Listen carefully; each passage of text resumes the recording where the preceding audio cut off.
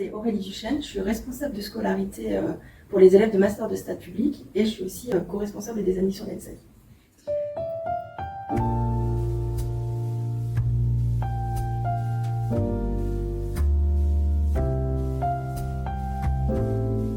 Alors moi, le handicap, c'est quelque chose qui me parle personnellement parce que j'ai un fils qui est en situation de handicap et son parcours scolaire et son début de vie professionnelle n'a pas été facile. Ça a été un parcours semé d'embûches et donc si je peux aider les élèves de l'ENSAI à ne pas avoir le même parcours, j'en serais ravie.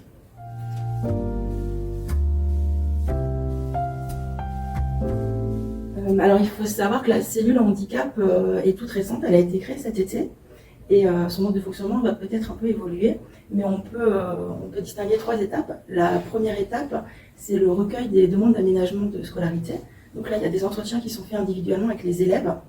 La deuxième étape, c'est l'organisation d'une commission qui va valider les demandes d'aménagement. Cette commission, elle est présidée par le directeur de l'école ou par le directeur des études.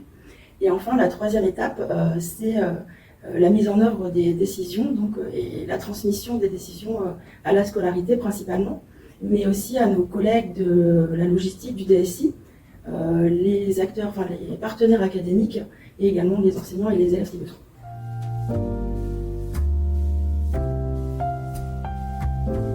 Alors, au niveau des informations transmises, on transmet à la scolarité uniquement la décision d'aménagement. Il n'y a aucun autre document qui est transmis. Le questionnaire rempli par les élèves reste confidentiel. Et on pourrait même dire que même le dossier médical des élèves n'est pas connu, ni par la cellule handicap, ni même par les collègues de la scolarité. Et puis par mon rôle, comme je travaille à la scolarité, c'est que c'est assez fluide les échanges avec nos collègues.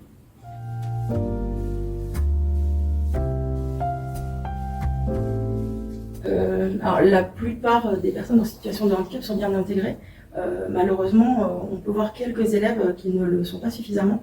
Et c'est vrai qu'avec Sarah, on essaye d'œuvrer pour qu'il y ait plus d'intégration et d'inclusion de tous les élèves.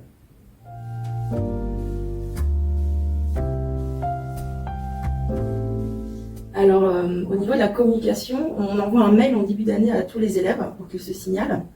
On a également une page Moodle et on va avoir un espace sur le nouvel intranet de l'ENSAI qui va sortir en janvier. Et puis cette interview, c'est aussi l'occasion pour nous de se faire connaître et donc un grand merci à l'association sensible de cette visibilité.